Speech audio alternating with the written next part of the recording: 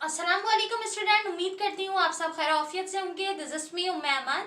Student, हमारा chapter number 3 organic chemistry continue है, जिसमें हमने मुख्तलिफ चीज़ों को डिस्कस किया।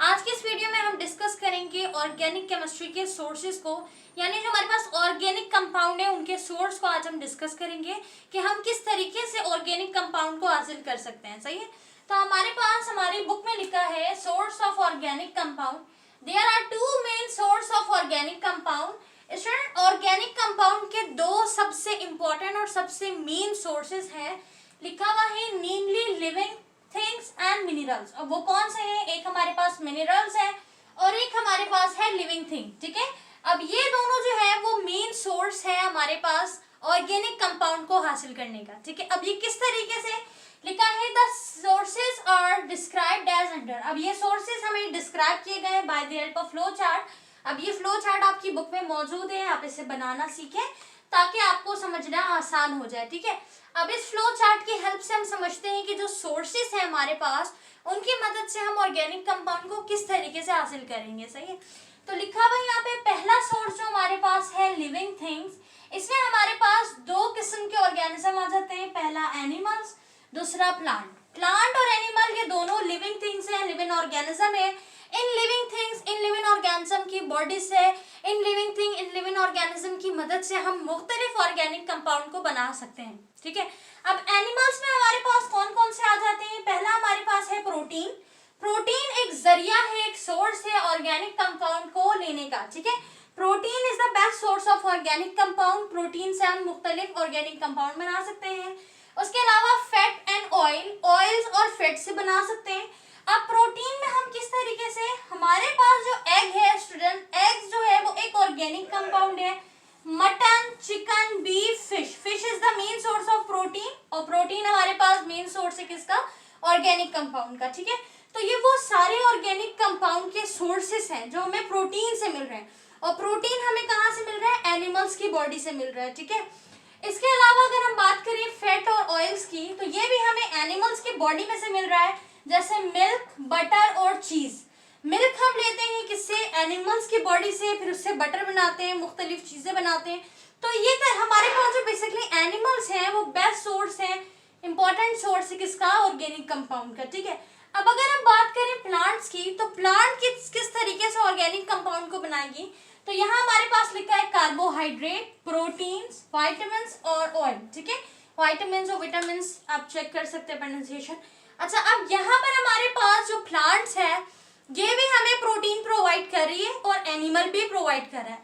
तो प्रोटीन हमें जो प्लांट्स प्रोवाइड कर रहे हैं वो किस सूरत में प्रोवाइड कर रहे हैं? पल्सेस और बीन्स की सूरत में हमें जो प्रोटीन मिल रहा है वो प्लांट से मिल रहा है, और प्लांट क्या है? एक मेन सोर्स है ऑर्गेनिक कंपाउंड का। ठीक है स्टूडेंट, जो एनिमल की बॉडी से प्रोटीन हासिल करेंगे student in the form of milk, butter, in the form of egg, in the form of meets. ठीक है, लेकिन जो हम प्लांट की बॉडी से प्रोटीन हासिल करेंगे वो हम हासिल करेंगे in the form of pulses of bean. ठीक है, यानी जो दालें होती हैं, मुख्तलिफ दालों में से जो हमें प्रोटीन मिल रहा होता है, वो प्रोटीन हमारे पास एक मेन सोर्स है ऑर्गेनिक कंपाउंड। यानी ऑर्गेनिक कंपाउंड ये सारे क्या है? ये सारे ऑर्गेनिक कंपाउंड है। ठीक है, उसके बाद कार्बोहाइड्रेट में हमारे पास आ जाता है वीट। वीट मतलब गंदुम, मेज। अच्छा, मेज क्या होता है? मेज होता है कॉर्न, जैसे हम नॉर्मली कहते हैं कॉर्न, भुट्टा। तो स्पेनिश में, स्पेनिश लैंग्वेज में जो है वो कॉर्न को मेज कहा जाता है। सही है, वैसे ये हमारे पास है क्या? कॉर्न है। तो corn is the best source of carbohydrate, और कार्बोहाइड्रेट हमारे पास क्या है? कार्बोहाइड्रेट बेस्ट सोर्स है हमारे पास ऑर्गेनिक कंपाउंड का। ठीक है, प्लांट की बॉडी से मिलने वाले कार्बोहाइड्रेट में हमें ये सारे ऑर्गेनिक कंपाउंड मिलते हैं। ठीक है, उसके बाद है पोटैटोज, राइस और बेरली। ठीक है, उसके बाद हमारे पास, अच्छा ये बेरली क्या होता है? बेरली हमारे पास कहलाता है जो आपने देखा होगा गंदुम से मिलता जुलता है। ठीक है, गंदुम नहीं होता वो, उसकी शक्ल उससे मिलती जुलती है, लेकिन वो मुख्तलिफ चीजों में, खानों में इस्तेमाल हो रहा होता है। ठीक है, तो ये हमारे पास सोर्स है कार्बोहाइड्रेट का। ये सारे कार्बोहाइड्रेट आपको पता है कितनी जल्दी वेट को बढ़ाता है। तो ये सारे कार्बोहाइड्रेट एक ऑर्गेनिक कंपाउंड है, मेन सोर्स है जो प्लांट से हासिल हो रहा है। ठीक है, उसके बाद हमारे पास जो विटामिन है वो, उसमें हमें मुख्तलिफ फ्रूट्स आ जाते हैं, एप्पल, बनाना, ये सारे फ्रूट एक सोर्स है ऑर्गेनिक कंपाउंड का। इसके अलावा अगर हम ऑयल्स की बात करें स्टूडेंट, तो ऑयल हमारे पास जो है बेसिकली वो ऑयल हासिल हो रहा है। यहाँ पर भी हमारे पास फैट और ऑयल्स था, लेकिन ये एनिमल से हासिल हो रहा था, ठीक है। लेकिन अगर हम देखें अपने ऑयल्स को जो प्लांट से हासिल हो रहा है, उसमें हमारे पास कहाँ से हासिल होता है? सीड से। आपको पता है जो प्लांट के बॉडी में हमारे पास सीड्स होती हैं, वो सीड एंडोस्पर्म में होती हैं, जहाँ पे फैट स्टोर होता है, ठीक है। ऑब्वियसली जब फैट स्टोर है तो उसके नतीजे में वो क्या प्रोड्यूस करेगा? ऑयल प्रोड्यूस करेगा, और वो ऑयल हमारे पास ऑर्गेनिक ऑयल होता है, ऑर्गेनिक कंपाउंड होता है, ठीक है। जैसे लिखा है सनफ्लावर ऑयल, ठीक है, यानी कि हमारे पास जो मस्टर्ड प्लांट होता है, सरसों का तेल, इस तरीके से हमारे पास जो है palm oil, olive oil, soybean और पीनट ऑयल, ठीक है। ये सारे प्लांट से हासिल होने वाले ऑयल जो है वो हमारे पास एक मेन ऑर्गेनिक कंपाउंड है, main source of organic compound है। इसके अलावा ये तो हमारे पास लिविंग थिंग्स का हो गया, इसमें दो कैटेगरीज थी, दो लिविंग ऑर्गेनिज्म है, एनिमल्स और प्लांट, और उसमें से मुख्तलिफ जो है हम सोर्स मिल रहा है, हमें ऑर्गेनिक कंपाउंड मिल रहे हैं। लेकिन अगर हम बात करें स्टूडेंट मिनरल्स की, तो मिनरल्स में हमें किस तरीके से ऑर्गेनिक कंपाउंड मिल रहे हैं? तो यहाँ पे आपके पास मिनरल्स में लिखा है कोल, पेट्रोलियम और नेचुरल गैस।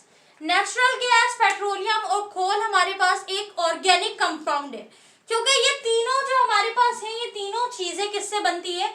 हाइड्रोकार्बन से बनती है। और हाइड्रोकार्बन क्या है?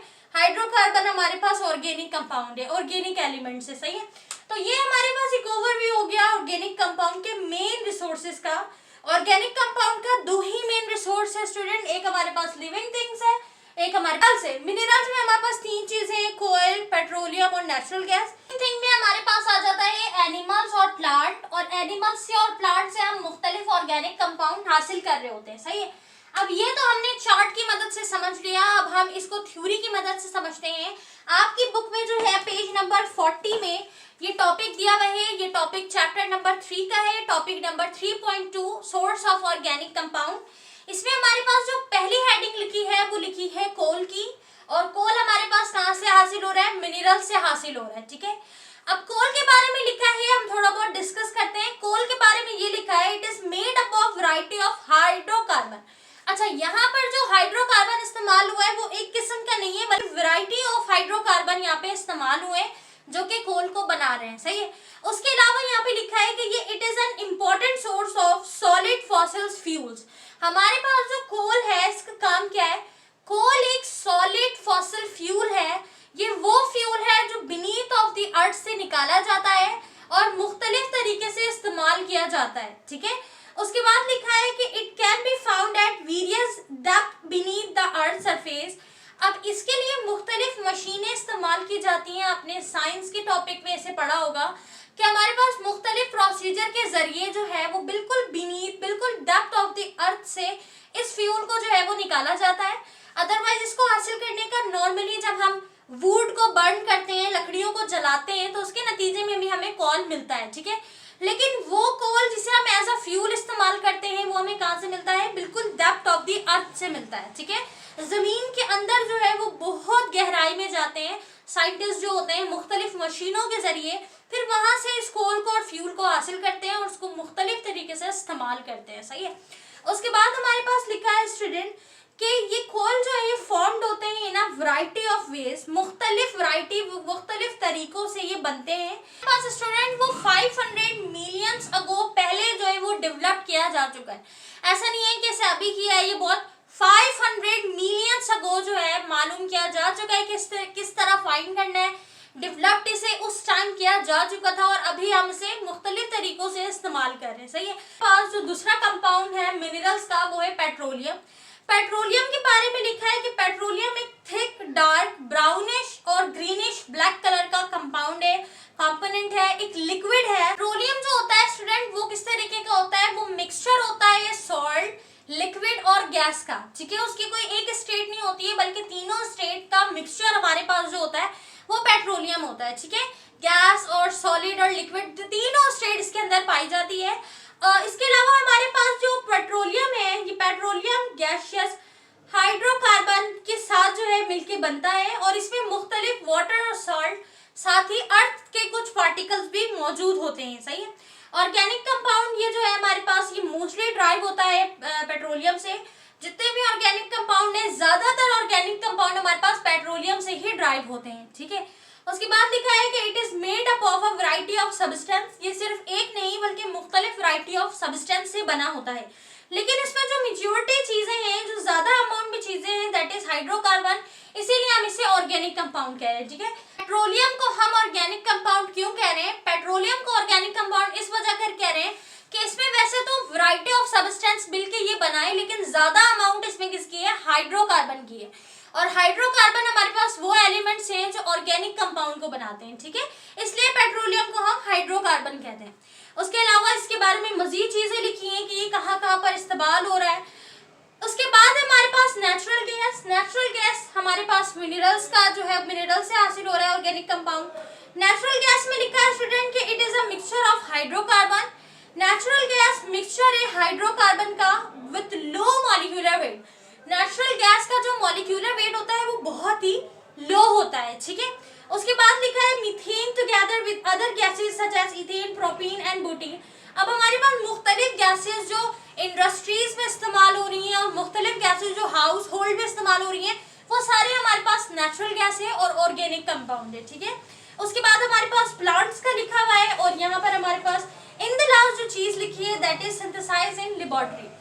अब हमारे पास ना सिर्फ लिविंग थिंग और ना सिर्फ हमारे पास जो है मिनरल्स की मदद से ऑर्गेनिक कंपाउंड को बनाया जाता है, बल्कि एक और चीज है वो ये कि इसे लेबोरेटरी में भी सिंथेसाइज किया जाता है। ठीक है, लेबोरेटरी में भी जो है वो हमारे पास सिंथेसाइज होते हैं ऑर्गेनिक कंपाउंड। में स्टूडेंट सिंथेसाइज किस तरीके से किया जाता है? हमारे पास एक साइंटिस्ट थे जिन्होंने क्या किया था, जिन्होंने एक कंपाउंड लिया था यूरिया, और यूरिया की मदद से इन्होंने इसमें मुख्तलिफ केमिकल इस्तेमाल करके, मुख्तलिफ केमिकली चेंजिंग करके हमारे पास एक ऑर्गेनिक कंपाउंड को बनाया था। ठीक है, तो ये ऑर्गेनिक कंपाउंड लेबोरेटरी में भी बनाए जाते हैं, लेकिन यहाँ पर एक और चीज कि वो जो ऑर्गेनिक कंपाउंड जो एक सब्सटेंस और एक कंपाउंड को इस्तेमाल करते हुए बाकी कंपाउंड को बनाया गया, वो भी एक लिविंग थिंग से लिया गया था।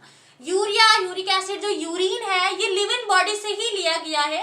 लिविंग बॉडी से लेकर फिर उसमें मजीद केमिकली चेंज करके आगे जो है वो फर्दर ऑर्गेनिक कंपाउंड को बनाया गया। सही है, तो हमारे पास लेबोरेटरी में भी सिंथेसाइज हो सकता है, लेकिन हमें फिर भी ऑर्गेनिजम्स की जरूरत पड़ेगी। लिविंग ऑर्गेनिज्म की बॉडी से हम लेके फिर हम उसमें क्या करेंगे, केमिकली चेंज करके फिर सिंथेसाइज करेंगे ऑर्गेनिक कंपाउंड को। ठीक है, तो यहाँ पे तीन तरीके हमें मिल गए, that is living thing, second is minerals, और इसके साथ साथ सिंथेसाइज इन लेबोरेटरी। ठीक है, तो ये तीन तरीके हैं जिनसे हमें ऑर्गेनिक कंपाउंड मिलते हैं। तो यही हमारे पास सोर्स है। ठीक है, अब एनिमल्स में, लिविंग थिंग्स में एनिमल्स, ऑर्गेनिज्म में एनिमल और प्लांट दोनों आ जाते हैं, मुख्तलिफ तरीके से हमें हासिल हो रहे हैं। मिनरल्स में हमारे पास तीन ही है, कोल, पेट्रोलियम और नेचुरल गैस के जरिए, और लेबोरेटरी में जो हम सिंथेसाइज करेंगे by the compound of urea. ठीक है, तो यूरिया की मदद से हम उसे सिंथेसाइज करेंगे।